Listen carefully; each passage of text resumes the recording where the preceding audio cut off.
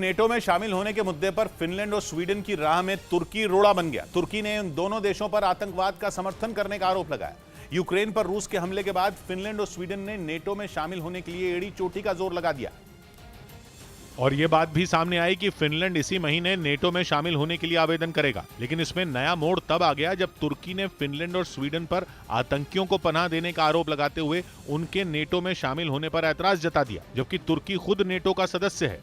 मतलब ये कि रूस यूक्रेन जंग के बीच नेटो में ही दो फाड़ होने का खतरा मंडराने लगा।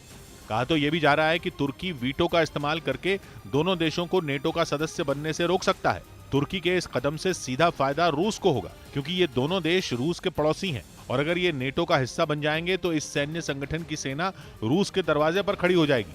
और इसी वजह से रूस शुरू से ही इसका विरोध कर रहा है। यही नहीं, स्वीडन और फिनलैंड के नेटो से जुड़ने के ऐलान के बाद रूस इस दोनों देशों को गंभीर परिणाम भुगतने की चेतावनी तक दे चुका है।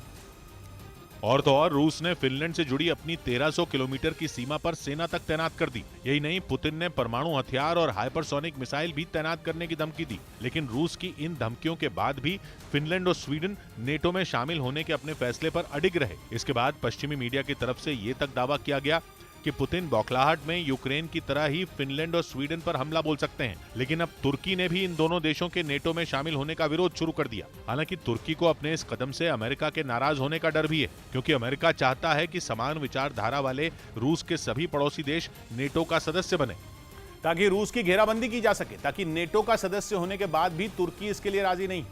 असल में तुर्की के इस कदम के पीछे अपनी दलील है। उसका आरोप है कि स्वीडन और फिनलैंड कई आतंकी संगठन का समर्थन करते हैं, जिनमें कुर्दिस्तान वर्कर्स पार्टी भी शामिल है, जिसके आतंकी कई साल से तुर्की पर गुरिल्ला हमला करते रह रहे हैं। और तो और 1997 में अमेरिका इसे आतंकवादी संगठन घोषित कर चुका है। यही नहीं, इस आतंकी संगठन का समर्थन करने पर अमेरिका स्वीडन को फटकार तक लगा चुका है।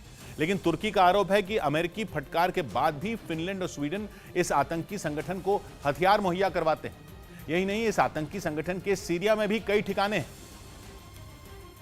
लेकिन तुर्की की परेशानी यह है कि सीरिया और उसकी सीमा एक दूसरे से जुड़ी है। तुर्की का आरोप है कि स्वीडन और फिनलैंड की मदद पाकर कुर्दिस्तान वर्कर्स पार्टी के आतंकी उसे निशाना बनाकर लगातार हमले करते हैं।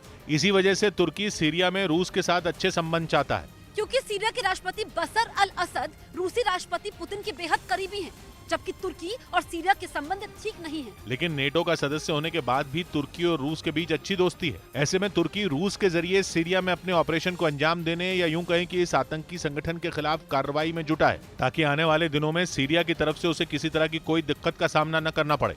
हालांकि नेटो चीफ येंस स्टोल्टनबर्ग ये दावा कर रहे हैं कि तुर्की को मना लिया जाएगा।